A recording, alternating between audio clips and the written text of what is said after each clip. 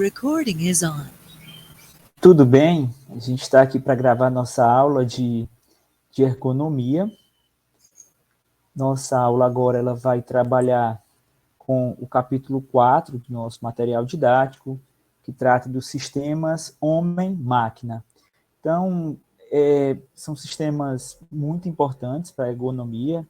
A gente vai entender um pouquinho a importância desses sistemas. A gente vai ver que tem interações entre o homem e a máquina para que os sistemas produtivos eles possam funcionar. E também tem algumas características do homem que precisam ser consideradas e da máquina também. Então, o que é que acontece?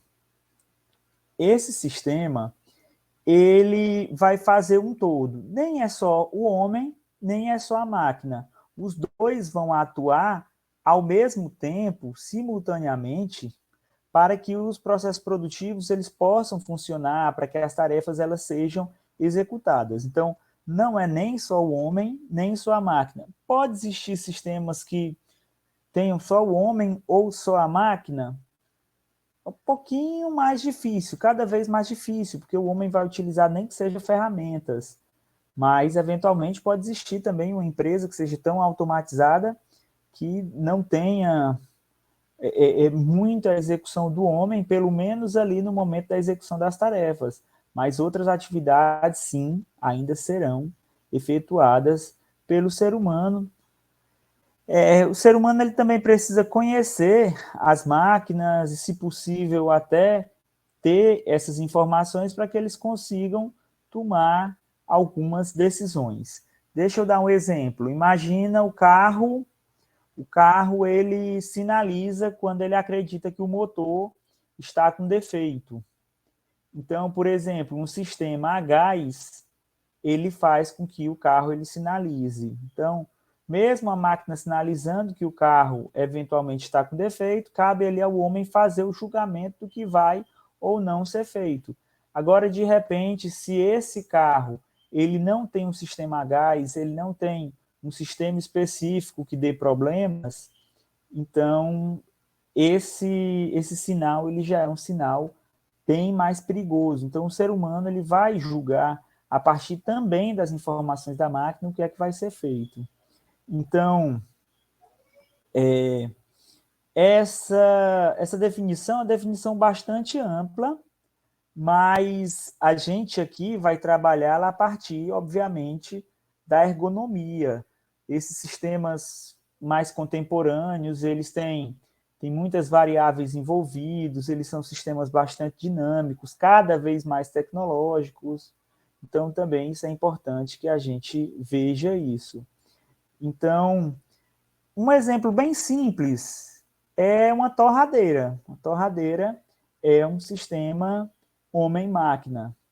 Então, o ser humano coloca ali naquela torradeira o pão e ele eventualmente aciona quando ele quer que saia o pão, ou ele pode esperar também a recomendação da máquina para que o pão saia e eventualmente até esperar um pouco mais também, caso ele queira o pão um pouco mais tostado, mais queimado. Então, o sistema homem-máquina, eles têm a atuação de ambos. Então, esse sistema, na ergonomia, ele vai ser ali um núcleo básico, vai ser um ponto básico para o estudo ergonômico. Porque, normalmente, como a gente sabe, o ser humano ele vem trabalhando com máquinas, com equipamentos, e eles fazem interação para que o trabalho ocorra. Então, tem alguns tipos de máquinas que simplesmente vão ajudar em trabalhos físicos, apesar da mecânica não dizer que ferramentas são máquinas, mas a ergonomia ela considera que as ferramentas são máquinas. E também existem máquinas cognitivas, que elas trabalham majoritariamente com informações, no caso, um computador. E hoje existe também uma interação entre os dois. Uma máquina mais moderna, apesar dela fazer ali trabalhos mecânicos, ela também vai ter todo um sistema de computador. O próprio carro ele tem uma rede de computadores já bastante complexa dentro dele. Então, a tendência é que esses dois tipos de máquina, eles vão se juntando, se unindo. Então, os componentes, eles vão trabalhar com a questão dos dados para que sejam controlados os processos nas máquinas cognitivas. Então, o que ocorre também? Nesses projetos de sistemas homem-máquina, o projetista ele vai decidir o que é que cada um vai fazer, o que é que o ser humano vai fazer e o que é que a máquina vai fazer. Então, isso é muito importante que seja analisado. E é importante também que nós e que esse projetista também eles estudem as características do homem e da máquina, porque um é bom em uma coisa, o outro é bom em outra e eles vão se intercompletando. Então, também, nas interações do homem-máquina, a gente pode considerar ali subsistemas próprios dessa interação, onde o ser humano ele pode ali introduzir informações nesse sistema e o que acontece? E ele vai trabalhar muito, o ser humano ele trabalha muito na máquina em relação ao controle, iniciando-a, finalizando-a. Então, o ser humano trabalha com isso a partir de quê? De volantes, manivelas, botões, teclados, mouses, joysticks, controles remotos e outras coisas. Até tem máquinas que elas olham para onde vai a direção dos olhos e o próprio movimentar do olho, ele já é um comando para a máquina. Então, isso é muito utilizado, por exemplo, em pessoas tetraplégicas. É muito utilizado esse tipo de sistema. E o que é que acontece? O ser humano, ele opera essas máquinas, de certa maneira, é mais ou menos como se ele se comunicasse com a máquina. E com essas informações que o ser humano passa, a máquina vai sendo operada. Então, o ser humano ele vai trabalhar com a tomada de informações, a percepção que ele tem, para que ele possa ir operando a máquina a partir de determinadas respostas ali que ele vai sentindo. Então, o que acontece? É importante que a gente conheça as características de cada um, do homem e da máquina. O ser humano, hoje, em muitos aspectos, ele é muito bom para julgamentos, para decisões. Então, o ser humano ainda é muito forte. As máquinas estão avançando nesse sentido? Estão avançando nesse sentido. Então, o que acontece? Algumas situações que não são imprevisíveis, que são diferentes do normal, o ser humano ele consegue pensar bem e resolver bem essas situações.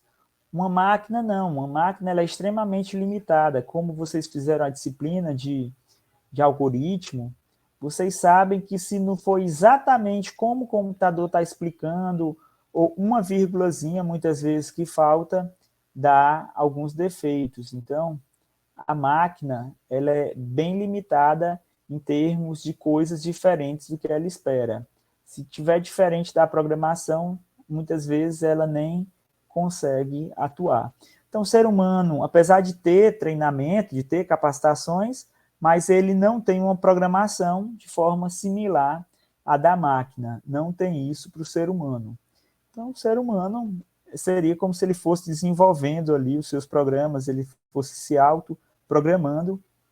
Tem outros estímulos também que vão afetar o ser humano. É diferente da máquina, que já é projetada para sensoriar situações específicas, o ser humano não. De repente, ele está lá na fábrica, mas ele está preocupado com o filho que está doente em casa, ou com a briga que ele teve com a namorada. Então, o ser humano ele tem outros estímulos bem grandes, bem complexos. Outra coisa também, o ser humano ele percebe modelos, ele consegue fazer generalizações, muitas vezes de uma forma melhor do que o computador, e pode-se até dizer que Mesmo quando o ser humano não, mesmo quando o computador ele percebe modelos, ele faz generalizações, mas é um software bem específico para uma coisa bem específica. Então, a forma como o computador e o ser humano agem são formas diferentes, as percepções elas são diferentes. Depois de programado, muitas vezes o computador ele faz as coisas bem melhor do que os seres humanos. Mas essa programação, até ela ser feita, é bastante complicado. Então, o ser humano também ele consegue guardar muita informação. Eu já vi uma vez, uma coisa até um pouco antiga, dizendo que tudo que acontece com o ser humano ele é capaz de lembrar, tudo. Só que o que é que acontece? Essa memória ela é gravada na mente de uma forma tão desorganizada que o cérebro não consegue recuperar as informações. Mas o cérebro grava absolutamente tudo. Então, o computador não. O computador ele já grava uma quantidade menor de informações, mas aquilo que ele grava de uma maneira organizada que é mais fácil de ser recuperado. Então, é uma diferença aí entre o homem e a máquina. O ser humano ele pode ser original em problemas, é mais difícil para o computador normalmente segue uma programação, mesmo que falam de inteligência artificial, ainda é um tanto quanto limitado. O ser humano ele pode se valer de experiências que ele já teve para situações novas também, para resolver novos problemas. Então, algumas situações, algumas manipulações mais delicadas e tudo, quando se espera, especialmente eventos ali diferentes, o ser humano ele é bom nisso.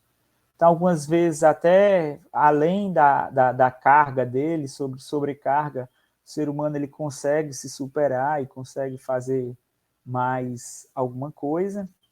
O Ayrton Senna ele dizia uma coisa interessante que era o seguinte, ele falava, olha, quando eu estou acelerando o carro, que eu encosto o pedal do acelerador, que ele apertou o máximo possível o pedal do acelerador, muitas vezes ele diz que percebia ali uma força a mais, uma aceleração a mais no carro, quando já se chegava ali ao limite.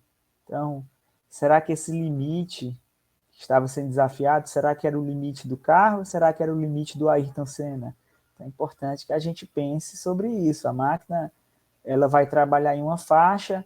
Ah, tudo bem, tem a faixa nominal designada pelo engenheiro? Tem. Mas se você trabalhar além daquela faixa que mecanicamente, de fato, ela resiste, porque o engenheiro ele aplica um fator de segurança, a máquina quebra. O ser humano, algumas vezes, ele consegue um pouco além, ele tem essa característica de um pouco além. Então, o ser humano ele consegue fazendo induções que para a máquina é um pouquinho mais difícil. Então, a máquina, agora a gente vai falar das características da máquina, ela não está tão sujeita à questão da fadiga. Fadiga para a máquina é um pouquinho... Não é exatamente isso, tá? Ela não sofre fadiga. Na mecânica existe até um termo chamado fadiga, mas essa fadiga é uma falha mecânica, não é um cansaço, como é no ser humano, é outra coisa. A máquina também, normalmente ela vai fazer operações mais rotineiras, repetitivas, ela trabalha com muita precisão, com muita confiabilidade, em muitos casos, mas ela precisa ter um sistema mecânico bom, ela precisa ser bem programada, então essa é uma característica da máquina.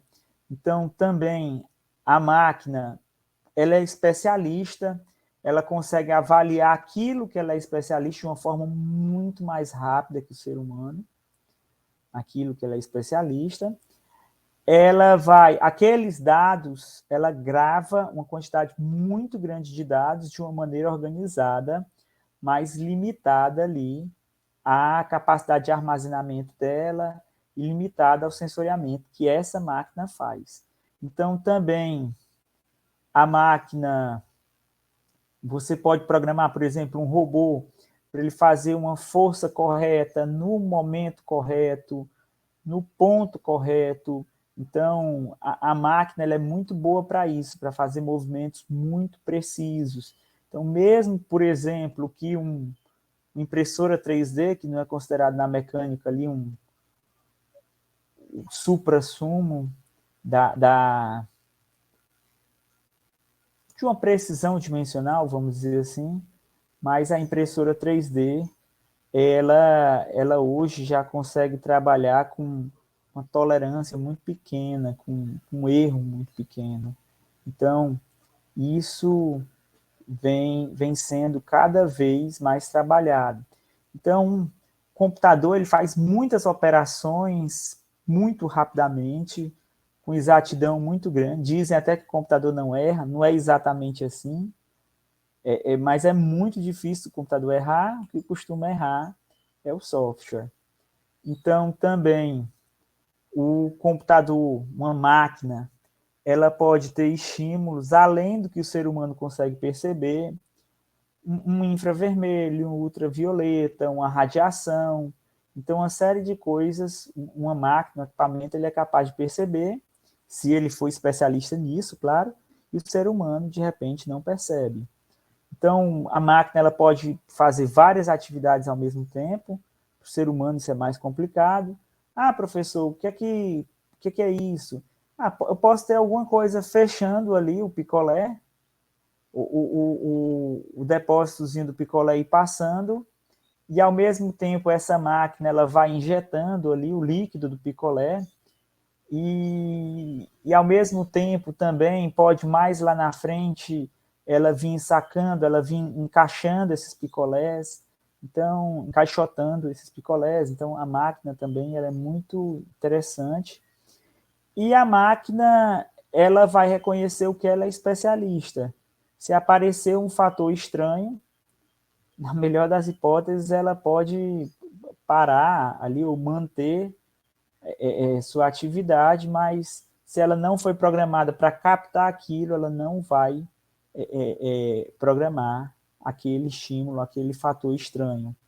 Então, a máquina também, ela faz o quê? Ela repete muito rapidamente algumas atividades de forma contínua, ela não se aborrece, ela não se cansa, e ela consegue fazendo sempre da mesma maneira. Por exemplo, o ser humano, se eu coloco o ser humano para fazer alguma atividade, 1000 vezes a mesma coisa, na primeira vez ele está fazendo ali, na verdade ele começa fazendo mal a primeira vez, porque tem uma curva de operação, né? Mas mesmo que ele seja habituado àquilo, ele tende a começar um pouco mal, a produtividade vai aumentando, aí depois ele chega numa faixa nominal, nessa faixa nominal ele passa a ter uma produtividade padrão, vamos dizer assim, produtividade normal. Mas depois, se ele passar muito tempo fazendo, ele também vai se cansar, ele vai se distrair, vai fazer de outra maneira essas atividades. Então, é importante que isso seja verificado também, que isso seja percebido, que a máquina ela consegue fazer coisas muito repetitivas. Professor, o senhor é a favor da automação? Sou. Em atividades que não exigem criatividade, que são repetitivas, em atividades que realmente não precisam do ser humano, o ideal é sim automatizar, porque tem ganho de qualidade, tem ganho de eficiência, tem uma série de ganhos aí que são interessantes dentro da automação. Então a máquina ela vai operar em um ambiente hostil, inóspito, de repente até o ser humano ele não conseguiria estar naquele ambiente, mas a máquina consegue. Posso mandar um submarino que vá muito fundo no mar, de repente não dava para o ser humano ir tão fundo. No local que tem gases perigosos, que tem bombas, eu posso ter máquinas que transitem aí por esses locais, e para o ser humano era um pouquinho mais complicado, um pouquinho mais delicado. Então, é muito importante para a gente concluir, pessoal, que a gente esteja atento, que a gente olhe direitinho essas diferenças entre o ser humano e a máquina, que a gente entenda que a ergonomia ela vai trabalhar com sistemas homem-máquina. E qual é o mais importante? O mais importante é os dois. Sem os dois, a ergonomia não funciona, a máquina não funciona, o sistema produtivo não funciona. Vou dar aqui um exemplo, vou até colocar esse vídeo para vocês. Um sistema homem-máquina é o carro. Então, eu vou pegar um subsistema desse sistema homem-máquina, seria o vidro, o mecanismo de levantar e baixar o vidro. Então, o ser humano é que precisa dar o comando, que precisa determinar quando se precisa abrir ou se fechar o vidro. Por mais que esse esforço mecânico ele seja feito, no caso, pela máquina, mas precisa ter um comando, precisa ter alguma forma do ser humano fazer esse comando para que a máquina ela possa atuar ou não. Então, muito importante, pessoal, muito importante mesmo esse assunto. Eu agradeço vocês pela oportunidade da gente estar aqui estudando juntos. Muito obrigado, pessoal, e até a próxima, viu? Muito obrigado.